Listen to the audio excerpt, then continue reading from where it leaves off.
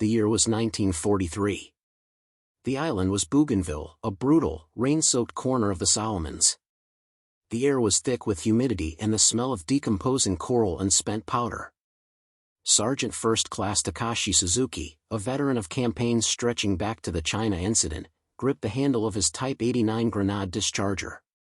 They had moved forward in the absolute darkness before dawn, their objective a narrow American outpost guarding a perimeter wire. The mission was simple: eliminate the troublesome machine gun that had pinned their platoon the previous evening. The Type 89, nicknamed the Hachi-Q by his men, was Suzuki's insurance. It was light, quiet, and carried the only high-explosive power his squad possessed. He adjusted the unique, curved base plate against the earth, sighting the mortar's simple index marks on a faint line of enemy wire roughly 250 yards ahead. The American counterfire, when it came, was not the deafening boom of naval guns, but a series of sharp, persistent cracks, the sound of the .30 caliber Browning rifle and the deep, throaty rhythm of the .50 caliber machine gun. The Hachi-Q was their only answer to the torrent of American steel. Suzuki knew its limitations. Its maximum range was only around 700 yards, and its 50mm shell was small. But it was his. It was the only support his legs, his lungs, and his courage could rely upon. He cleared his throat and whispered the first firing command. 2. Kaihatsu. Target. Fire. This single, man-portable weapon, often misnamed the knee mortar by the shocked Americans, carried an entire national doctrine on its light frame. It was the material embodiment of the Imperial Army's focus on mobility, infiltration, and the fighting spirit. Suzuki's confidence, built on years of combat where this small weapon had often been decisive, was absolute. He believed in his skill, his training, and the simple, reliable engineering of the Hachi-Q. He was about to discover, however, that the American response to their light, silent terror was a brutal industrial arithmetic that fundamentally changed the nature of fire support in the Pacific.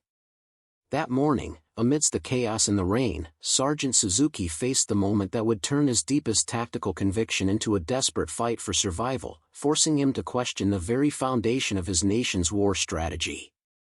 If you're enjoying this deep dive into the story, hit the subscribe button and let us know in the comments from where in the world you are watching from today. The world of 1943 was defined by massive industrial might clashing against deep-seated martial ideology. For the Imperial Japanese Army, engaged in a sprawling, multi-front war, the central tenet of their military philosophy, the foundation of Sergeant Suzuki's conviction, was Seishin Kyoiku, or spiritual training.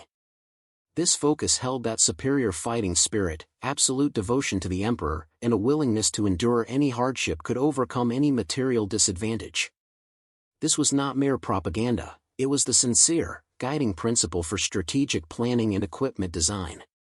The Japanese industrial base, though modern, was heavily constrained. They lacked the raw material reserves and the vast, unmolested factory infrastructure of the United States. They understood they could not win a war of raw production. They had to win a war of quality, ingenuity, and decisive action. This constraint forced the Army to adopt the philosophy of light logistics and man-portability. Their vehicles were lighter, their artillery pieces were smaller, and their supplies were focused on what a soldier could carry on his back during rapid advances. The Type 89 Grenade Discharger was a perfect example of this doctrine. Unlike a traditional mortar, it did not use the heavy, complex base plate and large bipod required by the Americans. It used a small, curved foot plate designed for rapid deployment and simple aiming. It required only a single operator, minimizing crew exposure. While the weapon's 700-yard range seemed short, it was more than adequate for the dense jungles where engagements often took place at less than 200 yards. This weapon was not designed to engage a massive enemy in open conflict, it was designed to support the advancing infantry through rapid, high-angle fire in close terrain where heavy artillery could not follow. American intelligence officers, initially baffled by the weapon, soon realized its brilliance. It filled a critical gap between the hand grenade and the heavy mortar. It was a pocket-sized artillery piece, granting the lowest-ranking Japanese platoon commander an unprecedented level of immediate, indirect fire support. The psychological narrative that accompanied this design was crucial. Japanese soldiers were constantly reminded that their light weapons were an advantage, allowing them to outmaneuver and infiltrate the sluggish, supply-dependent Americans. This belief, passed down through the ranks, allowed Sergeant Suzuki and his peers to face the growing tide of American steel with a confidence rooted in their supposed tactical superiority. The Americans, by contrast, placed their faith in arithmetic. The Americans, specifically the U.S. Marine Corps advancing through the Pacific, viewed war through a radically different lens, the lens of industrial supremacy and logistical overmatch. Their doctrine was defined by the principle that they would bring overwhelming firepower to bear at every engagement, ensuring the safety of their infantry through steel and explosives.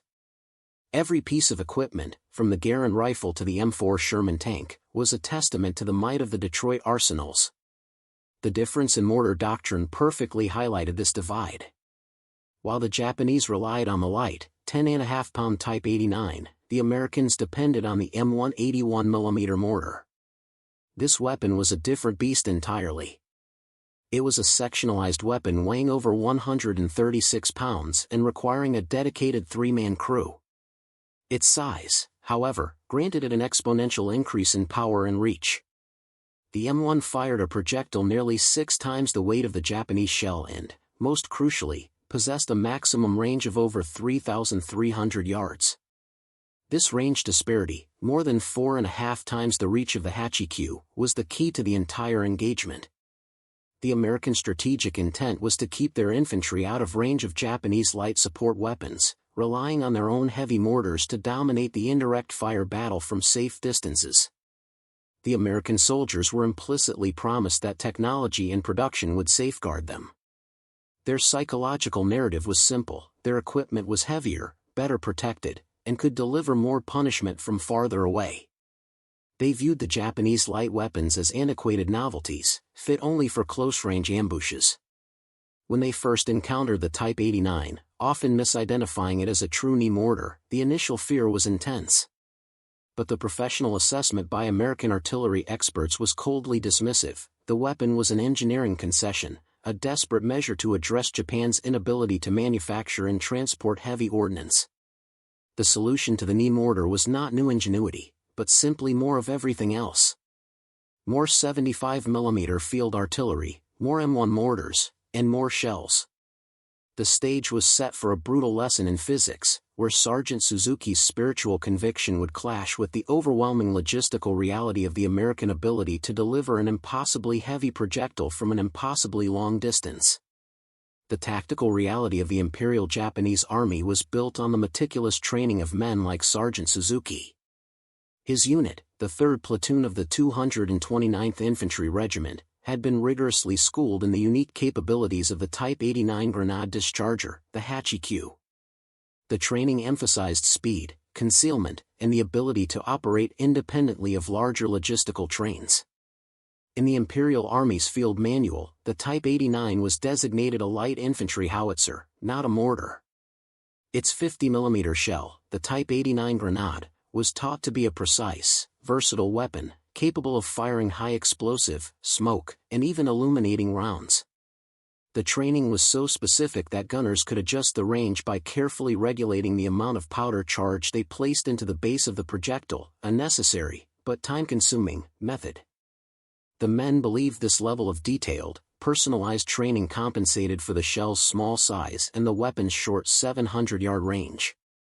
They were told their weapon was an extension of the infantryman's will, light enough to be carried up cliffs and through swamps where the cumbersome American heavy weapons could never follow. This belief system was underpinned by deep institutional misrepresentations. While the Japanese Army focused intensely on the qualities of their small, efficient arsenal, they systematically minimized the true quantity of American industrial output. For example, during the year 1943, the year of the Bougainville Campaign, the United States produced nearly 20,000 M1 81mm mortars, and tens of millions of rounds of ammunition for them. By comparison, Japanese industry was able to manufacture approximately 12,000 Type 89 Grenade Dischargers during the entire war, a total production number the Americans eclipsed in a single year for a single, heavier, better-performing weapon. The discrepancy was logistical and material, but it was presented to the Japanese soldier as a challenge of spirit versus sloth. Sergeant Suzuki's conviction was that if they could successfully close the distance to the enemy line, say, to within 300 yards, their tactical agility and the precise, unexpected fire of the Hachi-Q would negate the American advantage in heavy firepower. He had been taught that his weapon provided the decisive, close-range shock that American heavy armor and long-range artillery could not anticipate or respond to quickly enough. He believed the Hachi-Q's 700-yard maximum was a perfectly adequate design choice, fitting the geometry of the jungle war perfectly. He was tragically unaware of the M1 mortar's capability to deliver accurate, sustained fire from 3,300 yards away, safe and untouchable, a range 4.5 times beyond his most ambitious shot. The morning attack on the American perimeter on Bougainville was not subtle, but it was sudden. Sergeant Suzuki and the 3rd Platoon reached their firing positions approximately 200 yards from the Marine lines. Suzuki whispered the adjustment for the first volley, a short, precise fire mission aimed at the enemy's main machine gun emplacement. The first 3 shells were dropped into the short barrel of the Hachi-Q and fired within seconds. The sound was a dull, low pop, followed by the almost immediate thump-thump-thump of the rounds landing and detonating near the target. The effect was good, the American machine gun went silent. This was the moment where Suzuki's training validated his belief: Japanese spirit, discipline, and the ingenious Hachi-Q had successfully neutralized American firepower at the critical short range. But the Marines' response was not the confused rifle fire or the delayed arrival of light, 75mm field guns that Suzuki had been trained to expect. The response came with an unnerving speed and a brutal, material weight that exceeded every lecture, every manual, and every expectation. Less than 60 seconds after the Japanese shells detonated, a deep, pervasive whistling started high above the canopy. This was not the quick whoosh of small-caliber Japanese artillery. This was the sound of heavy, high-trajectory projectiles descending from an impossible distance. Then the world erupted. The rounds were not aimed at the American perimeter, they were aimed precisely at Suzuki's launch point. The first rounds landed 20 yards to their left, an incredible accuracy for counter-battery fire. The detonations were enormous, tearing huge holes in the soft earth. This was the fire of the American 81mm M1 mortar. Its shell, weighing 10.5 pounds, was the weight of Suzuki's entire Grenade Discharger. The irony was sickening: the Japanese shell weighed 2 pounds, the American shell weighed over 10 pounds. The American projectile, delivered from over 3,000 yards away, struck with the force of a weapon 3 times its size, tearing apart the jungle cover that Suzuki had been taught would protect them. The Marines didn't have to risk a single man to engage the Hachi-Q.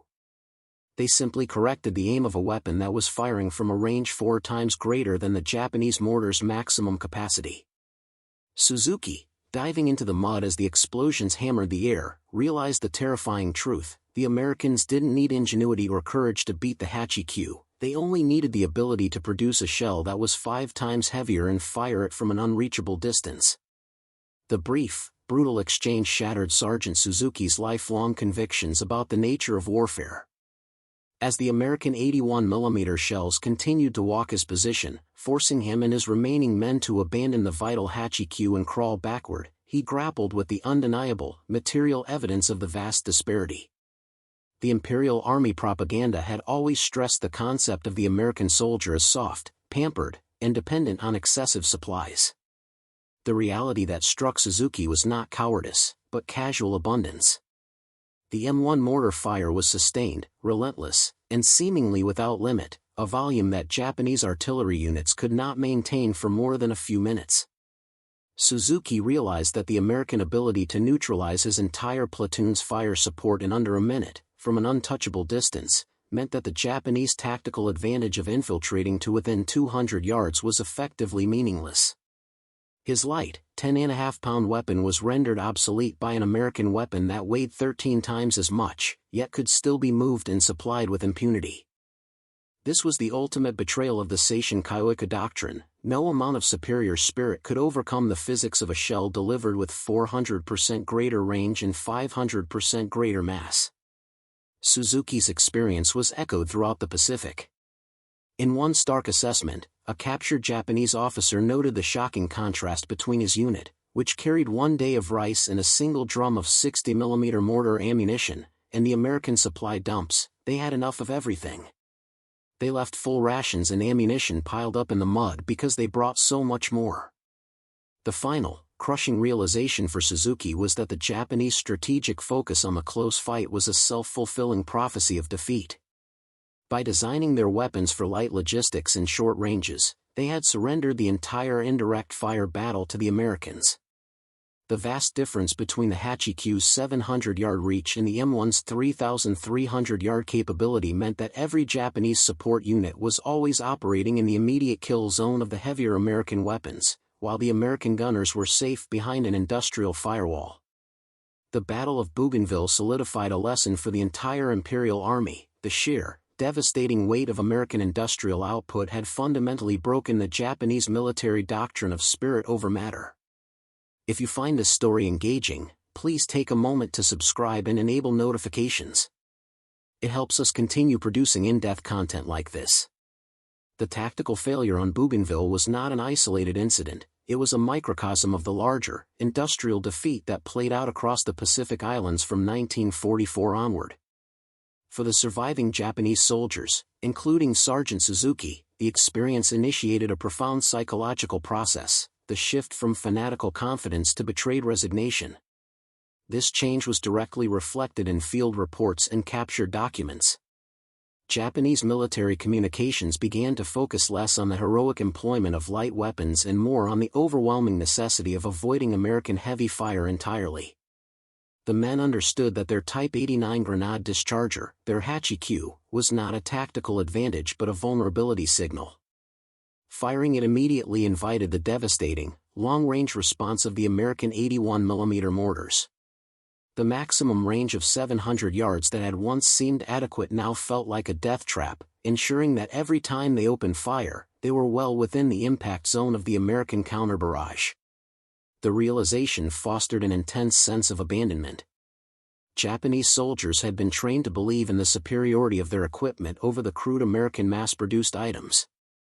To discover that the crude, heavy American weapon could deliver a shell 5 times heavier from a distance 4.5 times greater fundamentally undermined the command structure's credibility.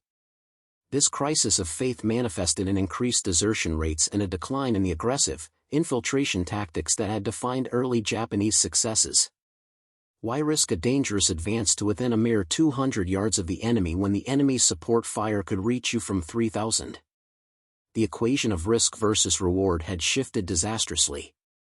The short-range, man-portable doctrine, born of logistical necessity, had become a strategic liability, turning the fighting spirit into a grim exercise in endurance rather than victory.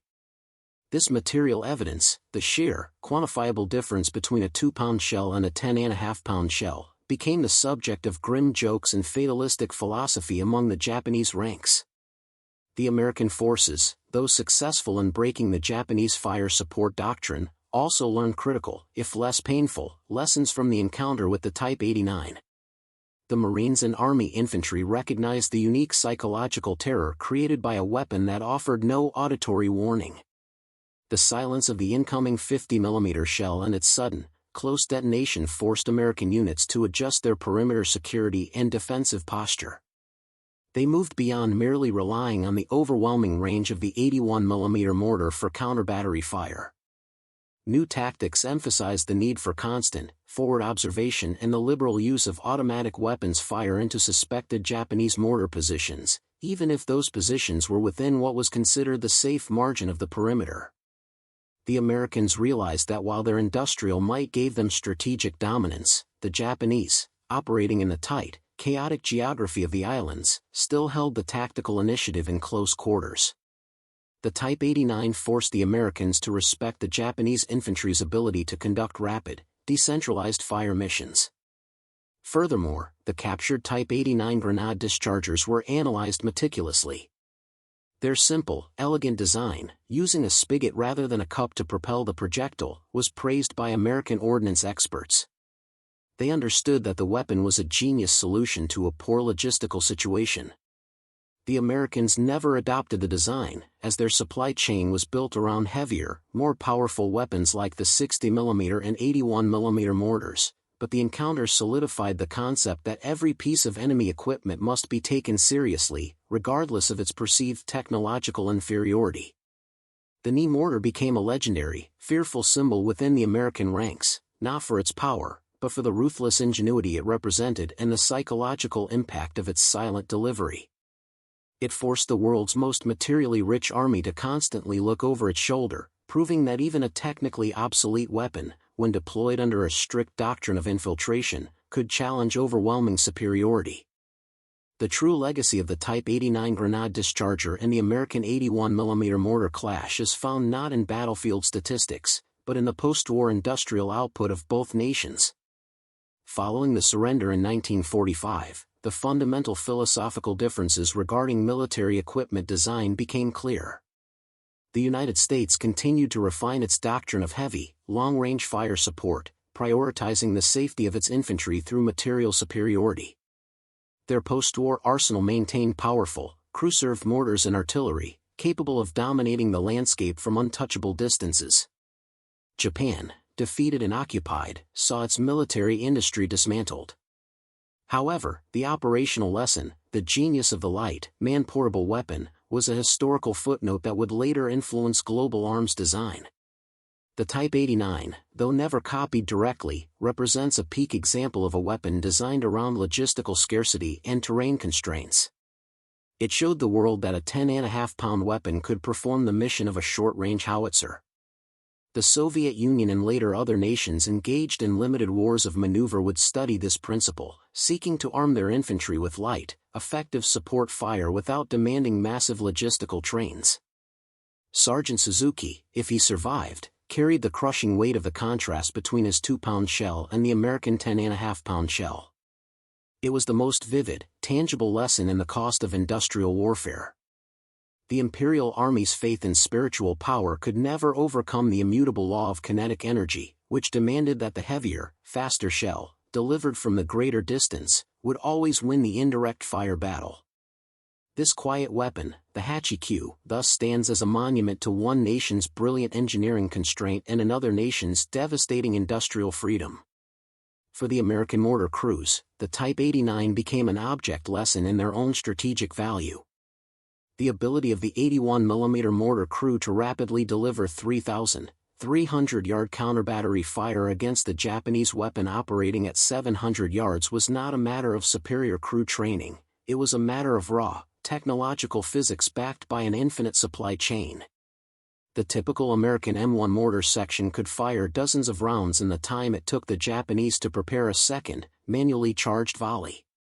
The American advantage was not just range, it was sustained rate of fire. The crew could continue to drop the heavy 10.5-pound shells into the barrel, round after round, with minimal fatigue, while the Japanese gunner had to crouch, measure his powder, and meticulously reset his charge. This mechanical, industrial superiority was the true psychological hammer against the Japanese doctrine of spiritual resolve. The knowledge that they could keep firing long after the enemy was silent reinforced the American soldiers' belief in the protective power of their industrial complex.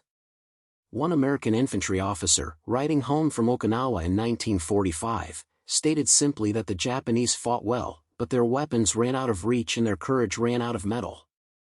This observation perfectly encapsulated the material truth: the Japanese courage was enormous, but it was unsupported by the necessary metal to deliver decisive, long-range fire. The American 81mm mortar, with its massive range and endless supply, represented the ultimate, undeniable victory of the assembly line over the infantryman's will. In reflection, the story of the Type 89 and the M1 81mm mortar is a narrative of two civilizations approaching the problem of warfare with completely incompatible methods. The Japanese solution was vertical, deepening the skill, spirit, and ingenuity of the individual soldier to compensate for material lack. The American solution was horizontal, spreading overwhelming material power across the battlefield to minimize the cost to the individual soldier. Sergeant Suzuki's dedication to the 700-yard range of his Hachi-Q was an act of profound patriotism and commitment to his training. The American response, the simple, industrial act of firing a 10.5-pound shell from 3,300 yards away, was not an act of individual heroism, but an expression of national destiny. The irony persists. The genius of Japanese engineering produced one of the most operationally effective light infantry weapons of the war, yet its very existence was the final, tragic proof of a fatally flawed national strategy. The Type 89's silence and mobility could not save it from the deafening, impersonal arithmetic of American industrial weight. The war in the Pacific, in its truest, most material sense, was decided by the difference between a 2-pound shell and a 10.5-pound shell, and the insurmountable gulf between 700 yards and 3,300 yards. This was the definitive lesson learned in the wet, dark jungle of Bougainville and every island that followed. The final phase of the conflict, leading into the decisive battles for the Japanese home islands, saw the institutional breakdown of the Imperial Army's traditional fire support doctrine. Sergeant Suzuki's bitter revelation on Bougainville, that the Type 89's 700-yard range was merely a target marker for the American 81mm mortar operating at 3,300 yards, was replicated everywhere. Japanese field commanders, realizing the suicidal nature of the close-range engagements, began to deliberately withhold their light support weapons. The Hachikyu became a weapon of last resort, to be used only in the most desperate of night counterattacks where the lack of visible tracers might delay the crushing American response. This strategic silence further undermined the infantry's morale, stripping them of the only organic artillery they possessed. The American forces, observing this shift, grew bolder. They learned to interpret the absence of Japanese counterfire not as a sign of successful infiltration, but as confirmation of their own overwhelming firepower superiority. The American gunners and forward observers, confident in their 3,300-yard reach, adjusted their fire lines further forward, effectively choking off Japanese supply routes and assembly areas before the infantry even engaged.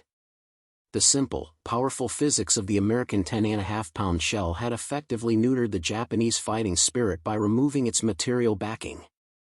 The industrial disparity was now not just a matter of logistics, it was a matter of operational capacity, dictating who could fire, when they could fire, and most importantly, from where.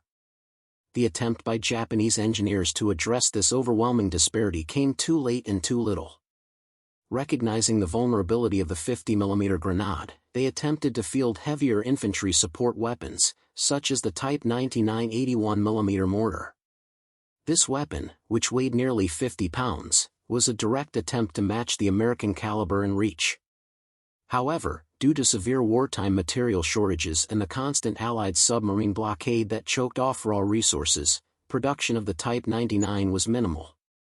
The vast majority of Japanese infantry continued to rely on the outdated Type 97 90mm Grenade Discharger or the ubiquitous Type 89. By the time of the battles for Iwo Jima in 1945, American heavy mortars and artillery were so abundant that they fired continuous barrages that literally reshaped the terrain.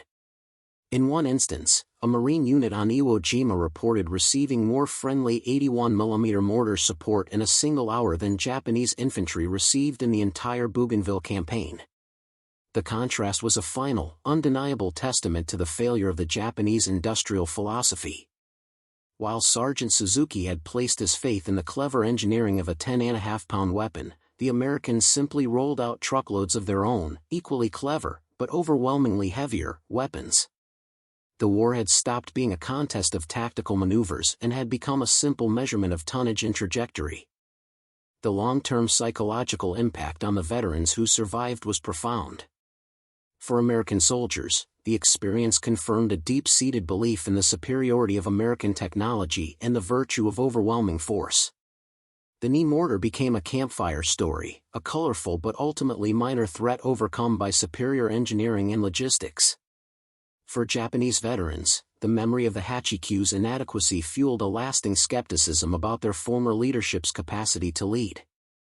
Many veterans recalled the fervent propaganda praising their light equipment and later juxtaposed it with the sickening sound of the massive American 81mm shells destroying their positions.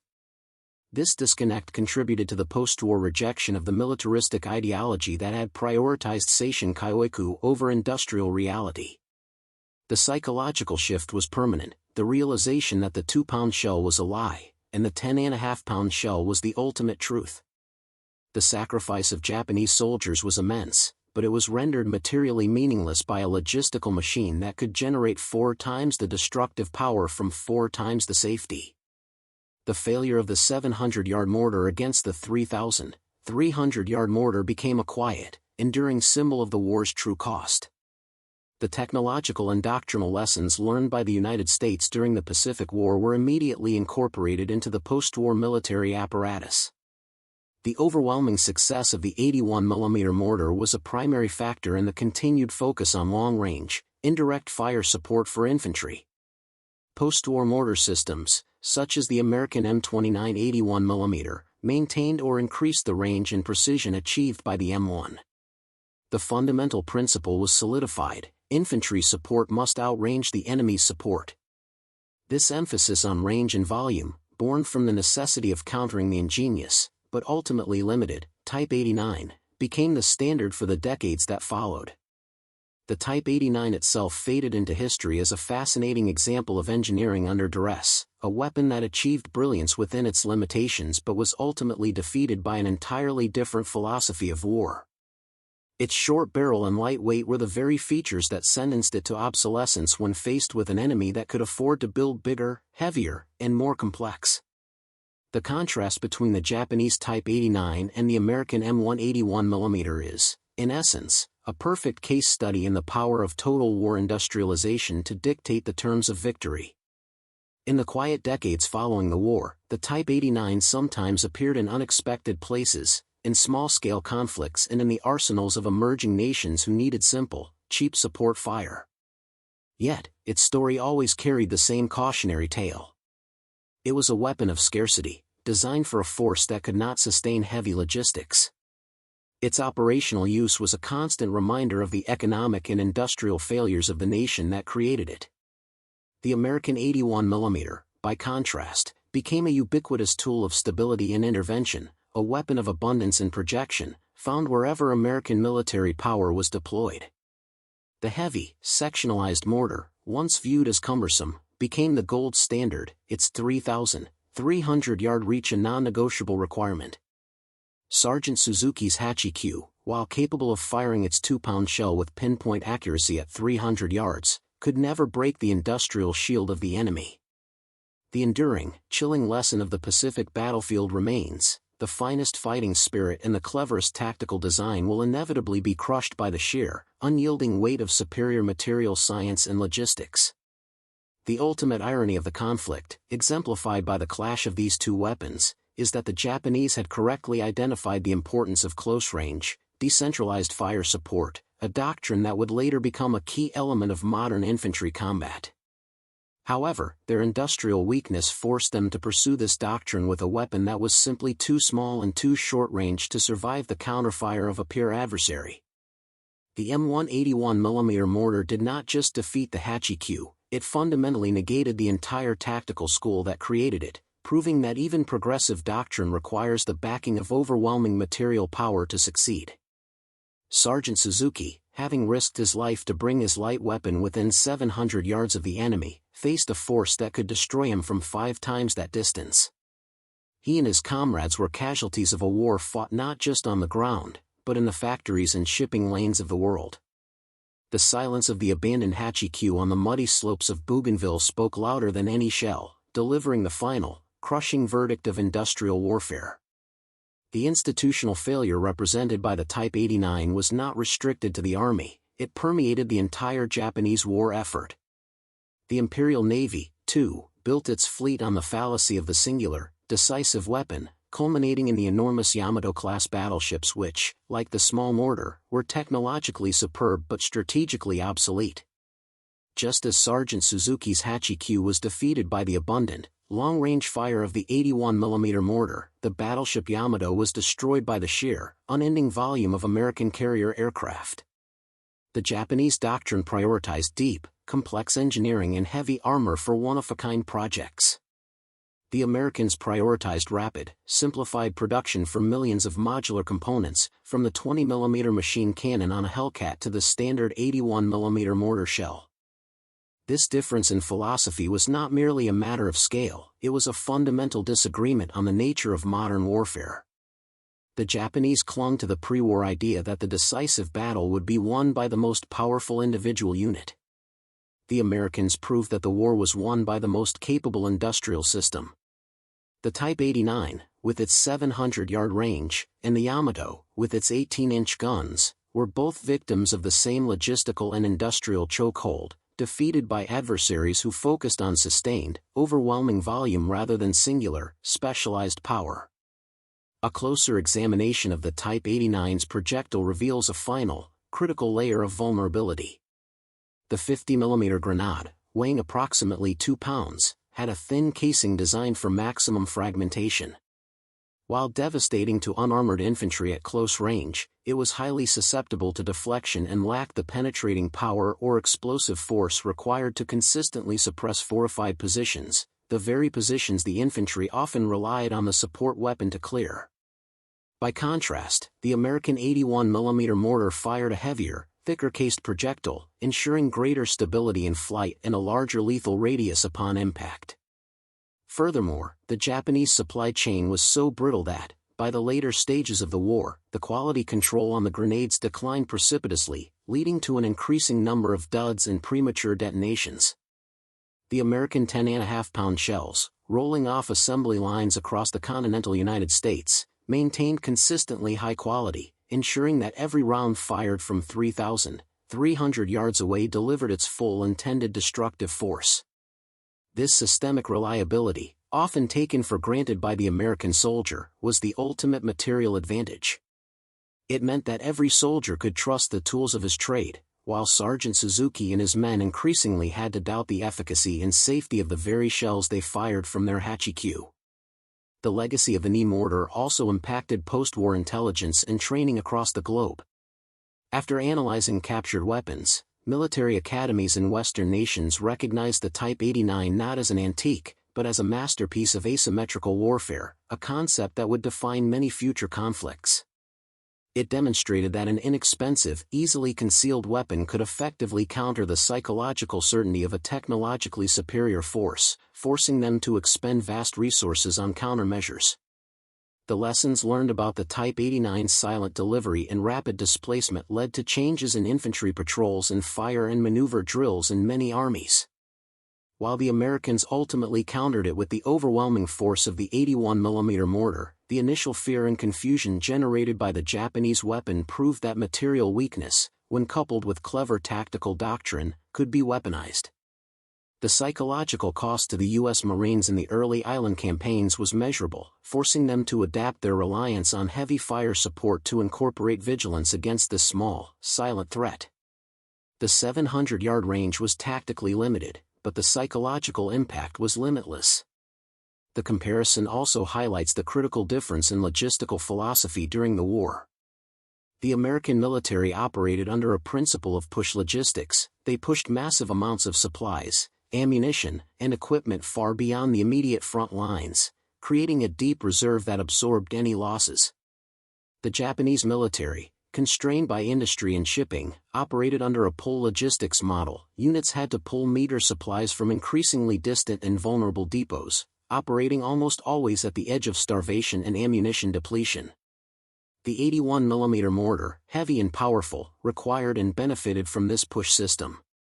Its crews knew that when they needed sustained fire, the 10.5-pound shells would arrive by the thousands. The Type 89, light and fragile, was a product of the pull system. Its scarcity meant that every 2-pound shell was a precious, almost irreplaceable commodity.